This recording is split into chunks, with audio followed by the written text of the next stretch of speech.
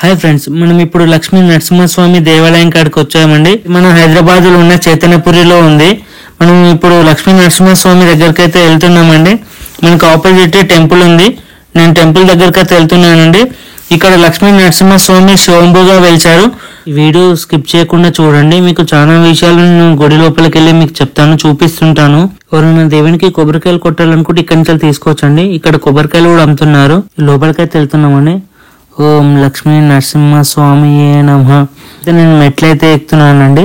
ఇక్కడ సుమారు ఏంటంటే మనకు 30 మెట్ల వరకు ఉన్నాయండి. సుమారు ఒక్కొక్క మెట్టు మీద ఒక్కొక్క పేరు రాసి ఉంచడం జరిగిందండి. ఈ ఆలయం 600 సంవత్సరాల క్రితం వెలిసిన ఆలయం అండి. ఇళ్లలో వెలిసిన కలలో కనిపించిన లక్ష్మీ నరసింహస్వామి స్వయంభూగా ఇక్కడ వెలిసాడండి.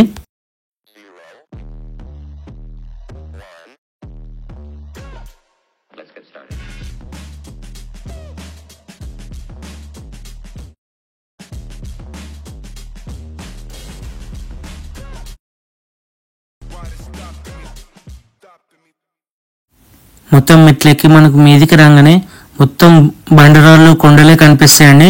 ఈ కొండలలోనే మనకు లక్ష్మీ నరసింహస్వామి అయితే వెలిచారు.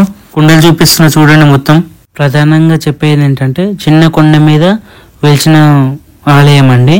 ఇక్కడ ఒక గుండు కొస తేలినట్టు కనిపిస్తుందండి. అదే విధంగా అప్పుడు పట్టణానికి కొసగా ఉండేది, అంటే చివరన ఉండేది అన్నట్టు. అందువల్ల దీనికి కొసగుండు అని పేరు వచ్చింది. ఆలయం ఎన్నో శతాబ్దాల నుంచి ఉన్నట్టు కనిపిస్తున్నది. ఆలయం మితమిద్దంగా ఎప్పుడుదో తెలుసుకోలేకపోయారు.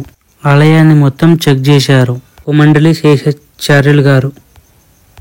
తనకు కొండరాయి మీద ఈ శాసనం కనిపించింది.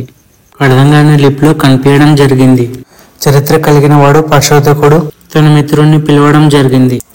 పురావస్తు శాఖ మాజీ డిప్యూటీ పరంధామ శాస్త్రి గారికి చెప్పడం జరిగింది. ఆయన వచ్చి ఈ శాసనం గుట్టు విప్పడం జరిగింది. కనిపించే ఈ శాసనం బ్రహ్మలిపి అని గుర్తించడం జరిగింది. ఈ శాసనంలో ఉన్న వివరాల ప్రకారం విష్ణుకుండవల అనే రాజు కట్టించడం జరిగింది. గోవింద అనే పరిపాలించే రాజు. ఆయన 4వ శతాబ్దం కలిగిన రాజు. 4వ శతాబ్దం అంటే ఇప్పుడు ఈ గుడి కట్టి 600 సంవత్సరాలు అవుతుందని మనం అంచనా వేసుకోవచ్చు. ఎంతో పురాతనమైన ఆలయం అని మీరు ఆలోచించారా? ఈ శాసనం హైదరాబాద్ గురించి చదువునే మార్చేసింది. హైదరాబాద్ గురించి తెలుసుకున్న శాసనాలలో ఇది ఒక శాసనం. కానీ ఇప్పుడు చెప్పండి, మన హైదరాబాద్ చరిత్ర 400 ఏళ్ళ 600 ఏళ్ళ. మరొకటి ఇంకొక శాసనం కూడా ఇక్కడ ఉండడం జరిగింది. చూడకుండా పెయింట్ వేయడం జరిగింది. 2వ శాసనం గుట్టి విప్పితే ప్రాచీన ఆధారాలు అయితే బయటపడే ఛాన్స్ ఉంది.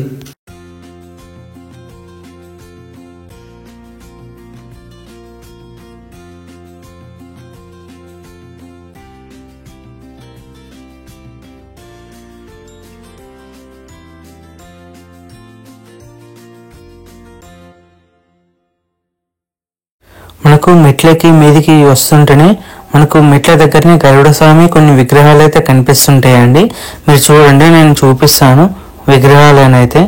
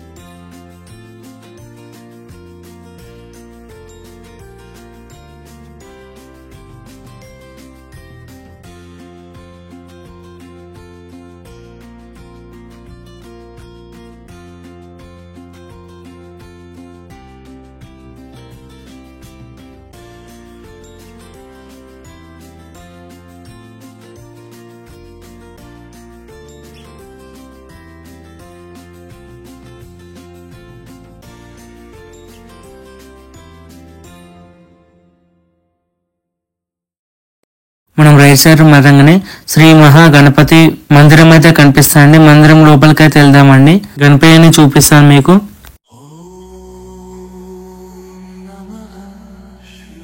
మహాగణపతిని ఇక్కడ దర్శనం చేసుకున్నాక కొంచెం ముంగడికి వస్తే మనకు రాగ చెట్టు కూడా కనిపిస్తుంది.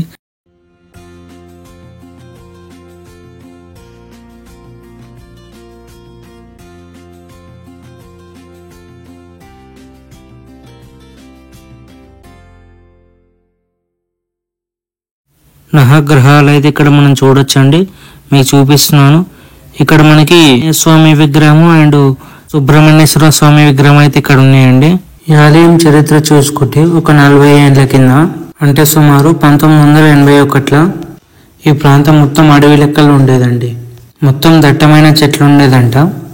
అప్పుడు ఇక్కడ స్వామివారు ఉన్నట్టు ఎవరికీ తెలియదు. అయినా కొమండేరి శేషాచార్యులు గారు ఆయనకు ఒక రోజు కలలో పాము కనిపించిందంట. పాము ఒక గుహలోకి వెళ్ళి మాయమైపోయింది. అయినా స్వామివారు నాకేమైనా చెప్పాలనుకుంటాడేమో అని భావించాడండి. మొత్తం వెతకంగా ఈ ఆలయం కనిపించిందండి. స్వామివారి దగ్గర మొత్తం రాళ్లతోటి పేర్చి ఉందండి. ఎవరు పేర్చినట్టే రాళ్ళు మొత్తం తొలగించి చూసి చిన్న గుహ లెక్కలు కనిపించింది. ఆ చిన్న గుహలోకి వెళ్ళి దోలాడుతోటి కనిపించినట్టు స్వామివారు కనిపించాటండి. అట్లా కనిపించగానే లక్ష్మీ నరసింహస్వామి నాకు కళలో వచ్చి చెప్పింది నిజమే అని అనుకున్నాడండి. తనకి జరిగిన విషయం గుర్తించి ఆశ్చర్యంలో మునిగిపోయాడండి. ఆయన ఇక్కడి రావడానికి ఎప్పుడు సిద్ధమయ్యాడు. చాలా మంది అక్కడ ఎందుకు ఏమొద్దు మొత్తం అడవిలో ఎందుకు అని చాలా మంది వాదించారు అతనితోటి. దట్టమైన చెట్లు మొత్తం పాములు అన్ని కలిసి ఉంటాయి, చాలా మంది వెళ్ళొద్దని చెప్పారండి. ఆయన ఎవరు మాట వినకుండా వచ్చి చూశాడండి స్వామివారిని. ఎవరు వద్దన్నా కానీ నేను సిద్ధమైన దానికి కంపల్సరీ వెళ్తాను. ఆయన వచ్చినందుకు స్వామివారి నిజ రూపం ఆయన కనిపించిందండి. స్వామివారు ఆయనకి దర్శనమిచ్చాడు. ఆయన ఇక్కడ రావడం వల్ల స్వామివారు ఇక్కడ ఉన్నట్టు ప్రపంచానికి తెలియడం జరిగింది. స్వామివారు ఉంటారు ఇక్కడ మనకి పక్క నుంచి వెళ్ళి స్వామివారి దగ్గరికి అయితే మనం వెళ్ళాల్సి వస్తుంది. ఇక్కడ ప్రధానంగా చూసుకుంటుందంటే ఇప్పుడు ఇద్దరు దేవుళ్ళు అయితే వెలవడం జరిగింది. ఇక్కడ వచ్చేసి మనకు నరసింహస్వామి వెలిచారు, వెంకటేశ్వర స్వామి వెలిచారు. ఇప్పుడైతే మనం వెంకటేశ్వర స్వామి దగ్గరికి అయితే వెళ్దాము. ఇక్కడ చూడండి మొత్తం మనకు వెళ్ళడానికి కూడా స్పేస్ లేదు, మొత్తం చిన్నగా ఉంది. ఇంకా చిన్నగా ఉండే ఒక మనిషి వెళ్ళడానికి కూడా స్పేస్ లేకుండా ఉండే ఏం చేశారంటే మొత్తం కుండరాయి మొత్తం చెక్కి ఇక్కడ మనిషి వెళ్ళేటట్టు దర్శనం చేసుకునేటట్టు ఇక్కడ చేయడం జరిగింది. మీకు చూపిస్తున్నా చూడండి, మొత్తం పెద్ద గుండు మొత్తం చూపిస్తున్నాను. ఇక్కడ చూడండి వెంకటేశ్వర స్వామి అయితే ఇక్కడ ఉన్నారు. వెంకటేశ్వర స్వామి చూడండి ఫ్రెండ్స్, మొత్తం చిన్నగా ఉంది. ఇక్కడ మనిషి పోవడానికి కూడా స్పేస్ లేదు. మొత్తం అయితే చెక్కడం అయితే జరిగింది. ఇప్పుడు మనం నరసింహస్వామి ఇప్పుడు పక్క ద్వారమే నరసింహస్వామి కూడా ఉంటాడు. లోపలికి వెళ్దాము. ఇంకా ఇక్కడ చూడండి మొత్తం ఉడుపులు అయితే కట్టారు నరసింహస్వామికి కూడా. అభయ ఆంజనేయ స్వామి కూడా ఇక్కడ శివంబుగా వెలిచారండి. ఆంజనేయుని నేను చూపిస్తాను పదండి. ఇప్పుడు లక్ష్మీ నరసింహస్వామి దగ్గరికి అయితే వెళ్దాము. గర్భగుడిలోకి వెళ్తున్నాము. ఇప్పుడు లోపలికి వెళ్ళడానికి కూడా స్పేస్ లేకుండా అండి, మొత్తం గుండెని మొత్తం చెక్కారు మనుషులు వెళ్ళడానికి. ఇక్కడ నేను చూపిస్తున్నా చూడండి, స్వామివారిని చూపిస్తున్నాను, లక్ష్మీ నరసింహస్వామిని. చిన్నగా మనకి స్వామివారు ఉన్నారు, పక్కనే అమ్మవారు ఉన్నారు. పక్కన మనకి శంఖచక్రాలతోటి మనకి పక్కన కూడా శేషుడే ఉన్నాడు. ఇక్కడ మనకి లక్ష్మీ నరసింహస్వామిని దర్శనం చేసుకున్నాక పక్కకి అమ్మవారు ఆండాలమ్మవారు ఉన్నారు. పక్కనే మనకి లక్ష్మీ నరసింహస్వామి విగ్రహాలు అయితే ఇక్కడ ఉన్నాయి.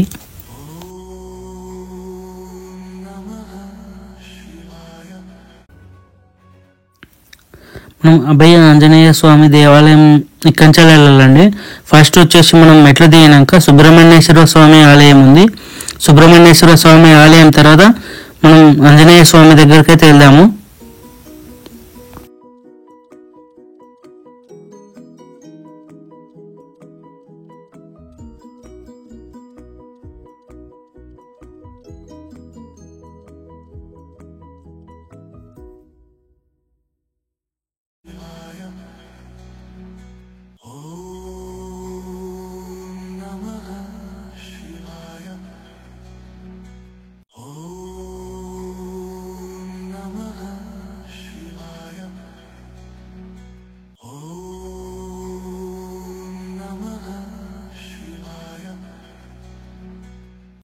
ఇప్పుడు సుబ్రహ్మణ్యేశ్వర స్వామి దగ్గరికి అయితే వెళ్తున్నాను. మీకు ఇక్కడ దగ్గర నేను చూపిస్తాను చూడండి.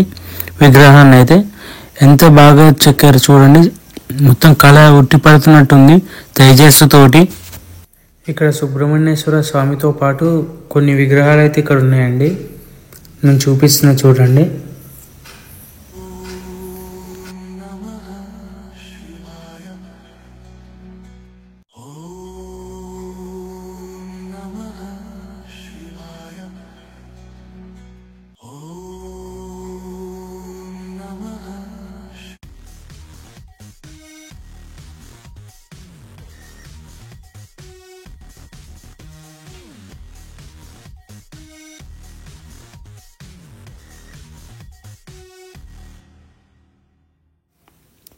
మనమందరం ఆంజనేయ స్వామి దగ్గరికి అయితే వెళ్దామండి.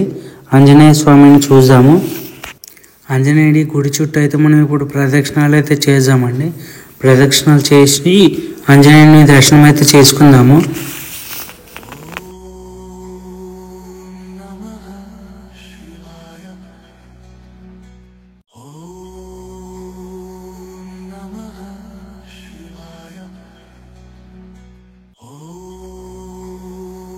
ఫ్రెండ్స్, ఇక్కడ మీరు చూడండి, చాలా ముఖ్యమైనది మనకి ఇక్కడ శ్రీ హనుమాన్ చాలీసాది రాసి పెట్టారు.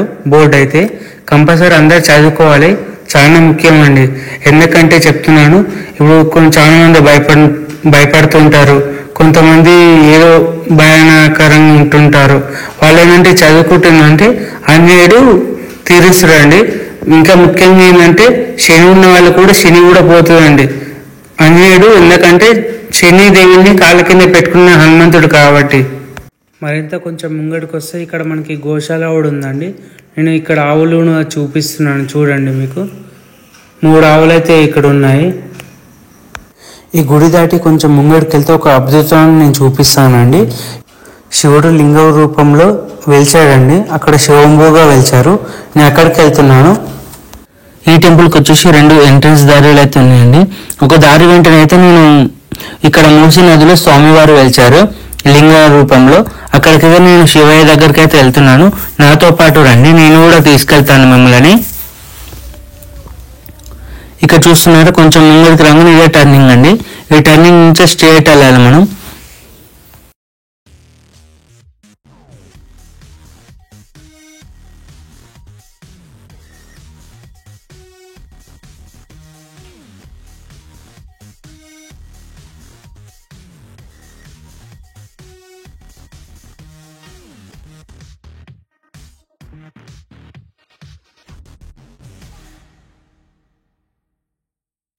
ఇప్పుడు నేనైతే ఆలయం దగ్గరకు వచ్చేసానండి. ఇక్కడ చూడొచ్చు, మొత్తం మూసీ నదే ఉంది. ఇక్కడ మీకు కనిపిస్తుంది అనుకుంటా. మీకు కొంచెం ముంగడికి చూస్తే అక్కడ శివుడు ఉన్నాడు. చిన్నగా మండపం లెక్కలు కనిపిస్తుంది, చూసారా? చిన్న మండపం, అక్కడనే శివయ్య ఉన్నాడు. ఇప్పుడైతే మనం అక్కడ వెళ్ళే ప్రయత్నం అయితే చేద్దామండి. అక్కడికి వెళ్దాము. ఇక్కడ ఒక్కొక్కసారి మూసీ నది కూడా నిండినప్పుడు మంచి మునిపోయేంత నీరైతే ఇక్కడ వస్తుందండి.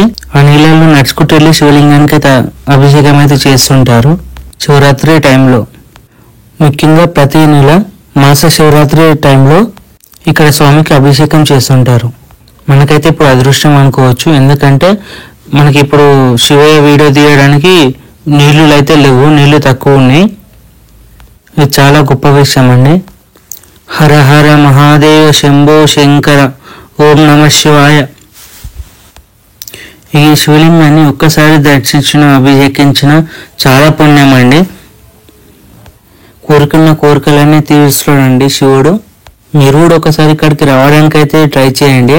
ఇక్కడ పక్కకి మనకు గంగమ్మ తల్లి కూడా వెలిసిందండి. గంగమ్మ తల్లిని కూడా నేను చూపిస్తాను చూడండి. ఇక్కడ మనకి గంగామాత రూపం అయితే కనిపిస్తుందండి. ఇక్కడైతే గంగామాత అని చెప్తుంటారు. మరి ఇంకొక అద్భుతం అయితే నేను ఇక్కడ ఉందండి, నేను చూపిస్తాను.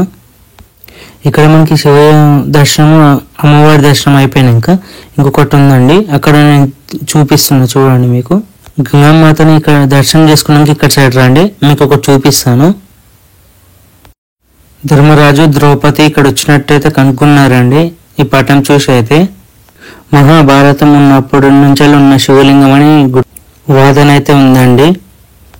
ప్రాచీన శివలింగాలలో ఈ శివలింగం కూడా ఒకటని అంటున్నారు. ఇక్కడ వచ్చినప్పుడు ఇది గుర్తుంచుకోండి, ఇక్కడ శంభో శివలింగము, ఎవరు అయితే చెక్కిందైతే కాదు శివలింగము. ఈరోజు నా జీవితం ధన్యమైందని నేను చెప్పుకోవచ్చండి. ఎందుకంటే ఇక్కడ నేను లక్ష్మీ నరసింహస్వామిని దర్శనం చేసుకున్నాను, అమ్మవారిని దర్శనం చేసుకున్నాను, వెంకటేశ్వర స్వామిని దర్శనం చేసుకున్నాను, హనుమంతుని కూడా దర్శనం చేసుకున్నాను. వీళ్ళందరూ శివంబుగా వెలిచారండి. ఇక్కడ ఇంకొక కొంచెం ముంగడికి వచ్చి చూసేవరకు ఇక్కడ శివయ్య కూడా శివంబుగా వెలిచారు. ఇక్కడ నేను ఎంతమందిని దర్శనం చేసుకున్నాక ఎంత పుణ్యం వచ్చిందో చూడండి. ఇక్కడ మనకి అదృష్టం ఉంది కాబట్టి ఇక్కడ నడిచే దారి అయితే మనకి దొరికిందండి. మనం వచ్చిన దారి చూసారా, అక్కడి నుంచి మొత్తం నడిచేటట్టు ఇప్పుడు ఉంది. నార్మల్గా అయితే నీళ్లు ఉంటాయి కాబట్టి మనం నడవలేము, ఇక్కడ రాలేము కూడా. ఇక్కడ మనం చెప్పుకోవాల్సింది ఏంటంటే ఇక్కడ కంపల్సరీ గుడిని మాత్రం అభివృద్ధి చేయాలండి.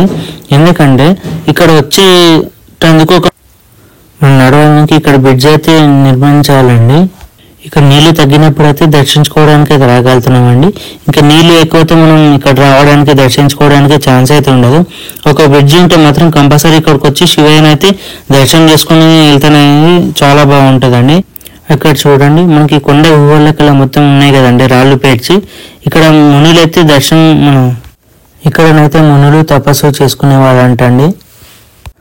ఆ క్రమంలోనే ముచ్చుకుంద అనే మహర్షి అక్కడికి వెళ్ళి ముచ్చుకుంద మహర్షి ప్రతిరోజు అక్కడ స్వామివారిని దర్శనం చేసుకొని ఇక్కడికి వచ్చి శివయ్యని అభిషేకించేదండి. ఇంతకుముందు అయితే ముచ్చుకుంద నది అయితే ఇక్కడ హైదరాబాద్కి జీవన ఆధారం అయితే ఉండేదండి నీరు. ఇంతకు మునుపు అయితే ఈ నీరు తాగే నీరండి. మొత్తం ఇక్కడ వచ్చి నీరుతోటి అభిషేకం చేసేది శివయ్యకి అయితే. ఇక్కడైతే మంచి నీరు అయితే పారేదండి ఎప్పుడు. ఈ నీరుతోటి స్వామివారిని అభిషేకించేది అర్చించేదండి. మనకి ఇక్కడ పనిగిరి గుట్ట మీద పరిశోధన అయితే జరగాలండి.